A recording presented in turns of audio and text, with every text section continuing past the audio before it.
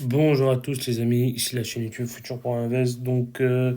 Débrief de la réunion du 15 février 2022. Donc, la réunion a bien eu lieu. Voilà, allez, quelques bonnes nouvelles, mais moi aussi beaucoup de mauvaises nouvelles. Accrochez-vous parce que ça va secouer.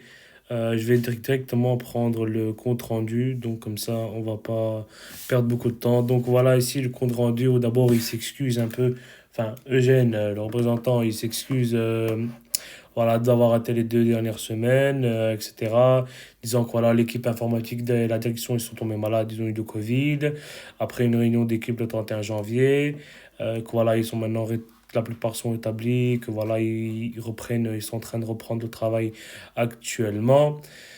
Ils sont en train de rembourser les demandes de retrait non traitées. Donc, les retraits Tether, TRC 20, BTC, carte bancaire ont été retournés sur les comptes. Ils ont ralenti le travail récemment en raison de la maladie chez les employés clés de l'équipe. Voilà, ils prévoient de se remettre au travail parce que l'équipe elle est rétablie. En concernant le délai des 48 heures pour les nouvelles campagnes publicitaires, il y a le mois passé, donc le 18 janvier, on était à 22 jours de retard.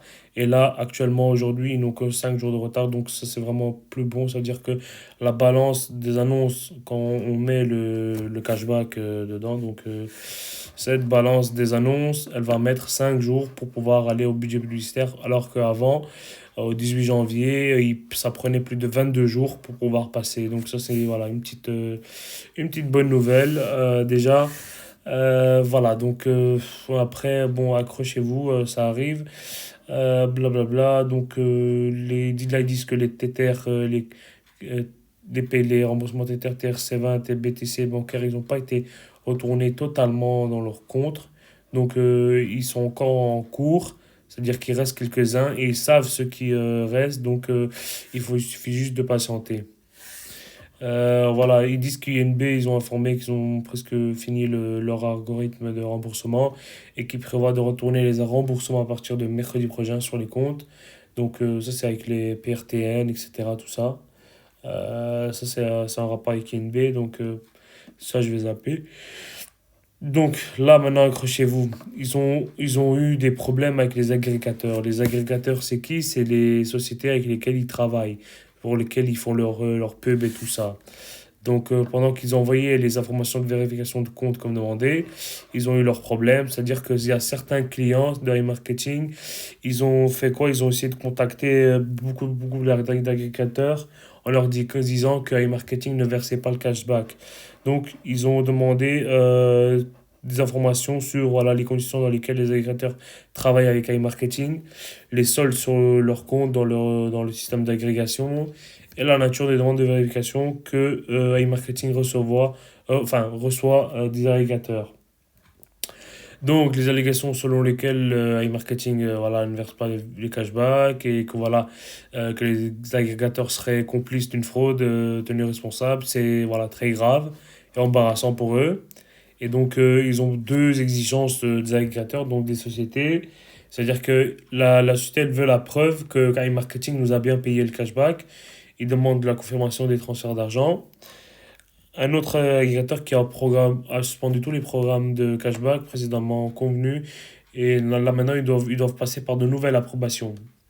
Bon, là, actuellement, je vous raconte tout. Comme ça, après, je vais vous en parler de toutes les réflexions qu'il y a eu dans le salon, dans le chat salon de Telegram du groupe e-marketing squad. Et là, actuellement, voilà, désormais, les approbations doivent être transmises directement à tous les détaillants, fournissant des sources de trafic non seulement à l'agrégateur comme il était auparavant, mais également à près de 20 000 détaillants, les uns après les autres. Voilà, ça c'est le nouveau problème avec lequel ils sont venus. Et voilà, pour finir, ils avaient estimé que de prendre le travail d'ici 25 février. Maintenant, bon, ils recyclent un peu leurs phrases, ils répètent un peu la même chose. L'estimation s'est à nouveau avérée fausse. Il faudra maintenant au moins attendre jusqu'au 20 mars pour reprendre complètement les opérations. Alors, quand je vous dis pas que lorsque voilà, on a commencé à avoir toutes ces infos-là, on était bien jusqu'ici, jusque-là, puis boum, il nous a sorti ça. Franchement, là, c'était un peu, on va dire, la goutte de trop. Après, bon, là, il y a les questions-réponses où ils nous demandent un peu le redémarrage, etc. Déménagement de serveurs, etc. en Ukraine, alors que rien à voir. Donc, vraiment, des leaders un peu en carton qui ne posent pas des questions sur les problèmes actuels, mais qui commencent à vagabonder à gauche, à droite. Donc là, ils parlent de Russie, Ukraine, alors que ça n'a rien à voir. Donc là, une question, etc. Quand vous dites qu'il faudra au moins jusqu'au 20 mars pour rendre la plateforme pleinement opérationnelle, parlez-vous aussi des retraits? J'espère que sur blablabla, j'ai dit le 20 mars. Et oui, je voulais dire y compris les retraits. Donc, il dit le 20 mars, mais oublions pas qu'il dit que voilà, c'est une estimation. Donc l'estimation, c'est un nouveau avéré fausse. Il faudra de manière réaliste au moins jusqu'au 20 mars. Donc au moins pas au plus jusqu'au 20 mars, donc au moins. Donc encore une estimation, pas une date précise de la part de monsieur Eugène. Là maintenant, on parle d'INB, évidemment indépendant des marketing, blablabla. Maintenant, voilà, ici, il y a une question qui a été posée. Montrer à l'agrégateur que tout a été payé auparavant et qu'il est maintenant suspendu en raison de tel problème. Un 2 3 peut aider. Peut, pourrait-il de manière ou d'une autre réfléchir au retrait d'au moins une partie des fonds et en parallèle traiter d'autres corrections? Donc là, il a commencé à vraiment bien se chauffer dès la question 6. Donc ils disent que voilà pourquoi ils ne peuvent pas traiter dans les retraits sans la file d'attente du module de paiement. Vous pensez peut-être que tout est très simple. Ce n'est pas le cas. Mec, franchement, ça fait 6 mois qu'on attend. Enfin, pas 6 mois, mais je veux dire, voilà, 4 mois. C'est pas si difficile de réécrire ok, tout le module, etc. De retourner les paiements. J'ai l'impression qu'après, à chaque réunion, ils sortent de nouvelles excuses. Et c'est le cas. La réunion du 18, voilà, normalement tout devait être résolu pour fin janvier. Ce n'est pas le cas. Ils nous donnent une nouvelle date voilà, du 25 février. Maintenant, après le 18 janvier, les 2 semaines qui ont suivi, il n'y a pas eu de réunion. La semaine d'avant, ça a été annulé. Et là, maintenant, actuellement, ils font quoi? Ils nous donnent quelques petites miettes avec voilà, les problèmes qui sont résolus, la balance des annonces. Mais après, en nous balançant avec leurs problèmes d'agrégateur et les autres problèmes. On fait, voilà, c'est un peu la même chose qu'avant. On fait un pas en avant et deux pas en arrière. Donc, c'est vraiment n'importe quoi.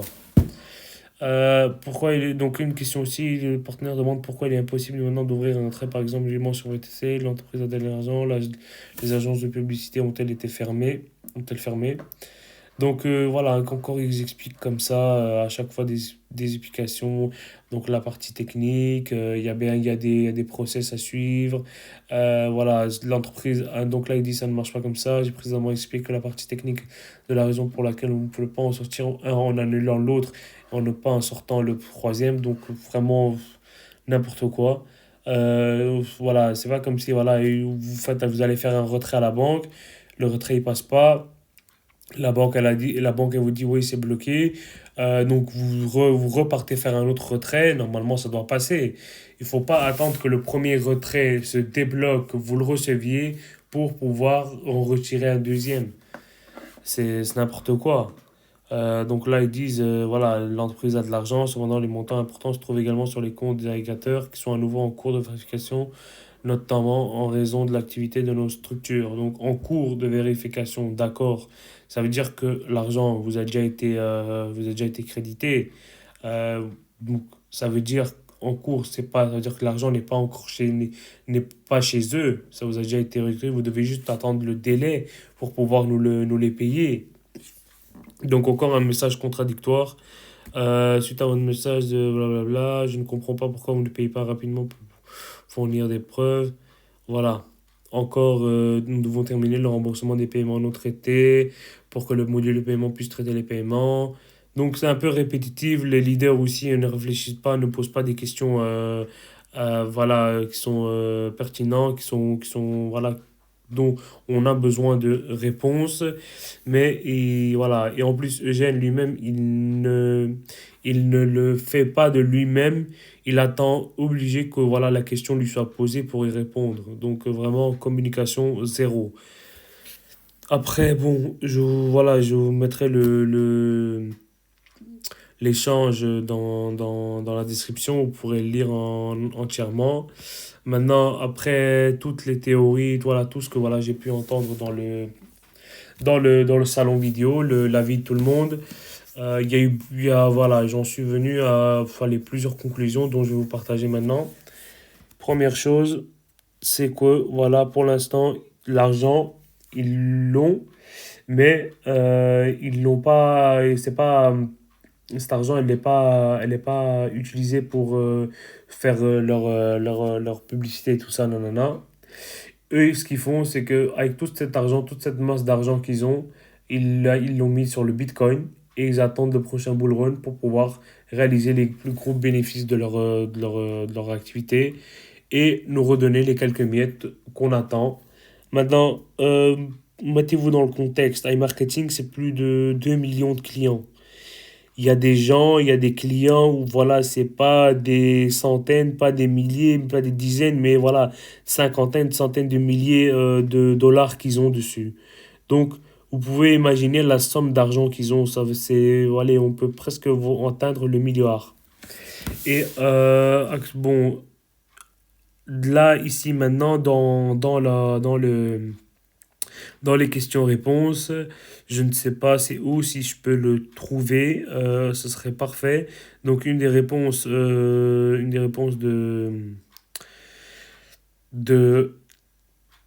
de Eugène, c'est que à partir de 2000, enfin depuis 2022, donc depuis le nouvel an, il y a eu plus de 250 000 inscriptions. Donc, c'est-à-dire que les gens continuent à s'inscrire et continuent à mettre de l'argent. Ce qui veut dire que, bon, chaque jour, ils ont au moins plus de 5000 inscriptions qu'ils doivent traiter en plus de cela. Et bon, ils nous l'ont bien déconseillé d'inscrire, de faire venir des gens. Mais pour rendre leur travail plus facile, ils pourraient bloquer l'inscription, ils pourraient stopper les inscriptions. Pourquoi ils ne le font pas?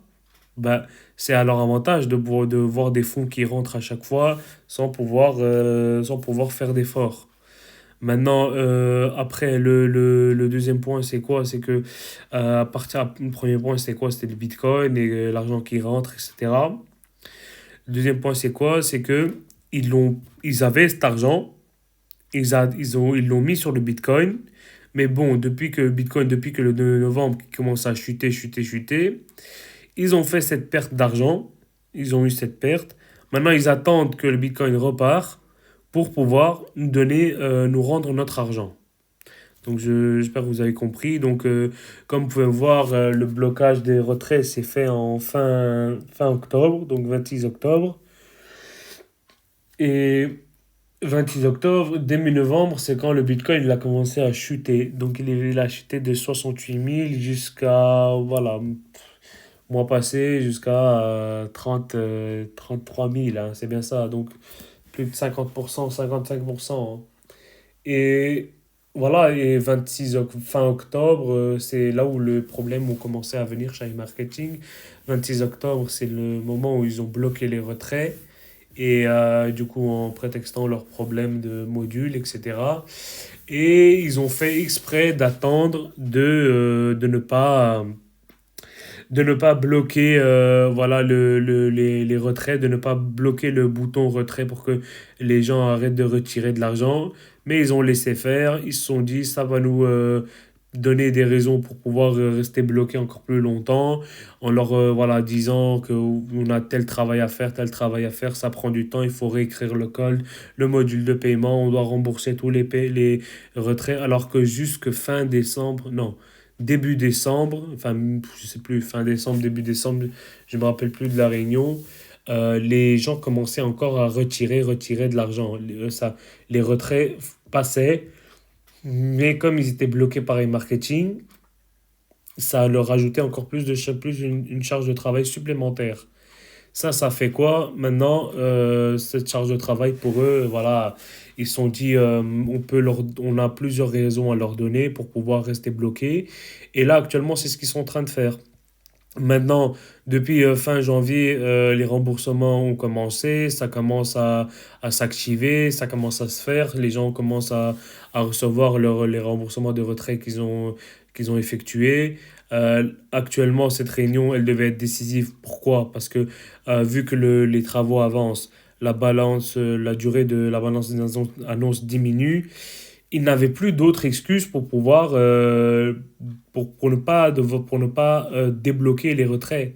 Donc là, avec les agrégateurs, c'est ce qu'ils sont venus. Donc ça, c'est le gros point qu'ils ont eu, la grosse excuse de cette réunion-là. Ça a été, voilà, ça, on a eu tel problème avec les agrégateurs et c'est pas de notre faute, c'est de votre faute à vous. C'est vous qui avez trop posé de questions, vous qui avez demandé trop de choses aux agrégateurs. C'est pour ça qu'on est dans la merde. Alors ils sont en train encore de remettre la faute sur nous alors que c'est totalement leur faute. Mais il y a une chose sur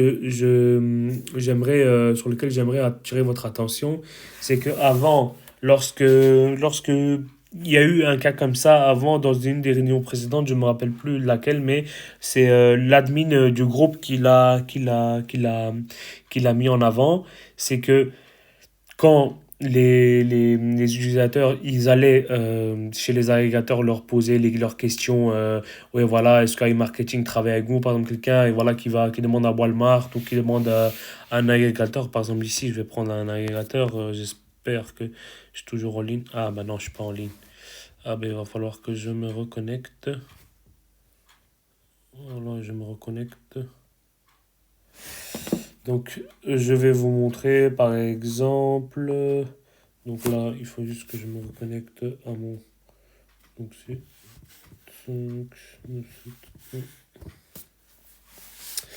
Donc, par exemple, ici en vente, donc un navigateur ici, il y a Lenovo. Par exemple, quelqu'un va aller chez Lenovo et lui poser, oui, est-ce que vous travaillez avec iMarketing, etc., tout ça. Là, il n'y avait aucun problème. Lenovo ne connaissait pas iMarketing parce que iMarketing, il ne travaille pas avec eux sur le nom d'iMarketing, c'est sur un autre nom. Donc, quand quelqu'un va aller demander à Lenovo des comptes sur iMarketing, oui, est-ce que vous payez bien les cashbacks, etc., parce qu'iMarketing, nous, il ne nous rembourse pas. Lenovo, il ne sait pas c'est qui iMarketing. Il va pas croire quelqu'un qui vient lui demander comme ça que ouais donnez-moi des preuves voilà il n'y a pas le paiement etc. Il va lui rembarrer voilà le service d'assistance il n'est pas là pour ça. Maintenant quand iMarketing nous disent que il y a eu des plaintes comme quoi des utilisateurs qui sont partis chez les agrégateurs faire ci faire ça euh, pourquoi avant quand on leur demandait ils connaissaient pas et maintenant vous-même vous le dites oui à cause de vous il y a eu ça. C'est totalement contradictoire. Les marketing, ils font pas, ils sont pas, ils traitent pas avec les alligators sur le nom e-marketing, ils le font sur un autre nom. Donc c'est vraiment totalement contradictoire, totalement inverse à ce qui a été dit durant les réunions précédentes. Et en plus, vous lirez les réponses, vous lirez les réponses aux questions, vous verrez qu'il y a beaucoup d'incohérences. Donc pour moi, ça m'annonce pas la fin d'iMarketing, mais ils sont en train de cacher, enfin, c'est pas ils sont en train de cacher, ils sont en train de cacher quelque chose. Ils nous cachent quelque chose. Il y a quelque chose qui est là en amont chez eux, donc derrière la scène, qu'ils nous montrent pas, qu'ils ne veulent pas nous montrer. Ils attendent quelque chose, ou bien soit ils attendent la rentrée de nouveaux fonds pour pouvoir libérer les anciens. Parce qu'il faut pas se mentir, que ce soit ici, je sais pas, en France ou bien en Europe, on va dire carrément, ou en Asie, en Inde ou en Amérique, il y a comme je vous l'ai dit là tantôt, les inscriptions se font. Il y a 5000 nouveaux inscrits chaque jour. Depuis le nouvel an, c'est plus de 250 000. Donc quand même, imaginons même sur les 250 000, 10% seulement mettent de l'argent dedans. Donc c'est quand même 25 000 nouveaux clients qui ont fourni iMarketing en fonds. C'est pas rien, je veux dire, chaque jour 5 000 qui rentrent, c'est énorme. Donc si vous avez, voilà, c'est la première fois que vous regardez cette vidéo et que vous voulez rentrer dedans ou quelqu'un vous connaissez veut rentrer dedans, stop, lui dites de ne pas investir dans les marketing tant que tout est réglé, tant que les retraits n'ont pas redémarré. Actuellement, il n'y a rien qui a redémarré. Seulement la balance des annonces qui passe dans le budget publicitaire plus vite, c'est tout. En plus, avec les nouveaux problèmes entre guillemets, bon, vous ne voyez pas sur la caméra, je fais les guillemets avec mes doigts, qui est survenu selon eux, c'est juste pour pouvoir gagner du temps. En attendant, ils attendent quelque chose. Mais ce qu'ils attendent, ça, je peux pas suivre. Ils attendent peut-être que le Bitcoin il monte. Ils attendent peut-être que voilà, ils aient beaucoup plus de cash pour scammer. Ou peut-être que voilà, ils ont perdu l'argent qu'ils avaient avant. Ils attendent que plus d'argent rentre par la suite pour pouvoir nous le donner à nous et faire redémarrer le business. On n'en sait rien. Les chiffres que vous voyez ici, c'est peut-être voilà, c'est des chiffres qui sont vrais, peut-être c'est des chiffres qui sont factices. On ne peut pas le savoir. Donc là, actuellement, mon robot, il est en cours, voilà, il fait des ventes. Actuellement, 15 du 2, il a fait des ventes aujourd'hui.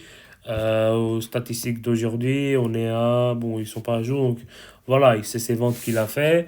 Maintenant, je sais pas si ça, est-ce que c'est vrai ou c'est juste, voilà, des chiffres exposés sur une vitrine, c'est tout. Donc, beaucoup d'incertitudes après cette réunion. Maintenant, est-ce que si c'est pareil pour vous, partagez dans le commentaire. Dites-moi ce que vous en pensez. Dites-moi c'est quoi votre scénario ou quelque chose que j'ai pas dit dans cette réunion, quelque chose que je sais pas ou voilà, quelque chose dont je dois être au courant. Euh, Dites-le moi dans les commentaires. Il y a quelque chose avec lequel vous n'êtes pas d'accord également, dites-le aussi. Voilà, ça me fait toujours plus de connaissances à moi. Ça me fait toujours plus allez, comment dire, ouais, voilà, de connaissances et aussi je peux me rendre compte de certains trucs voilà, que je connais pas déjà de base. Donc si vous, tout ça dans les commentaires, les gars, dites tout, partagez tout ce que vous avez, même tous vos soupçons également. Donc voilà, c'était tout pour cette vidéo. Likez, partagez, abonnez-vous si ce n'est pas encore fait. Activez la cloche et partagez-le partout où vous pouvez, dans les groupes Telegram, Facebook, tout ça. Comme ça, tout le monde est au courant. Mais sinon, actuellement, iMarketing, c'est un gros fiasco. Gros fiasco total, grosse perte. D'ailleurs, moi, vous pouvez voir, j'ai déjà réinvesti tout mon cashback. Donc voilà, là, c'est du quitte au double. Donc je réinvestis en espérant que voilà, peut-être ça, si ça reprend un jour, voilà, les retraits, etc., j'aurai quelque chose à retirer. Sinon, bah tant pis, voilà, voilà, je viens seulement ici pour regarder vite fait, pour admirer les chiffres et c'est tout, juste faire plaisir à mes yeux, voilà. Donc ce sera tout pour cette vidéo, les amis. Je vous dis bonne nuit, ciao, ciao.